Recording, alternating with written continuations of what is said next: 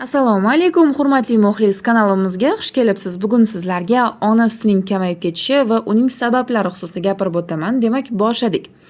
Albatta, birinchi faktor bu emizish bilan bo'lgan muammolar hisoblanadi. Ya'ni kam emizish, tunda umuman emizmaslik, emizish davomiyligining kamligi, ko'krakka noto'g'ri qo'yish, butilka so'rg'ichlardan foydalanish, qo'shimcha ovqatlar kiritish, onaga ta'sir qiluvchi ruhiy faktorlar, ya'ni stress, ishonch yetishmasligi, ko'krakdan emizishga qarshilik, tunda emizmaslik onada sutning kamayishiga olib keladi. Qisqa vaqt emizish esa shoshilishi va boshqa sabablarga ko'ra kelib chiqadi va ushbu holat ham sutning o'z-o'zidan kamayib ketishiga sabab bo'ladi.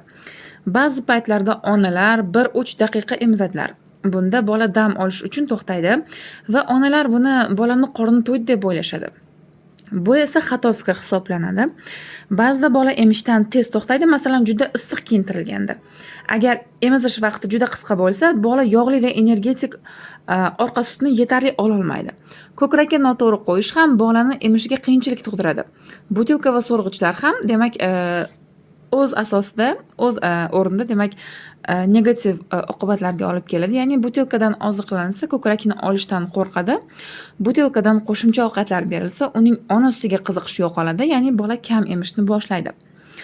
Bolaga 4-oylikdan boshlab boshqa ovqatlar, ya'ni sok, shirin suv, ezilgan olma, shu kabi narsalar berilsa, ko'krakni kam emadi. Bu ham sutni kamayishiga olib keladi.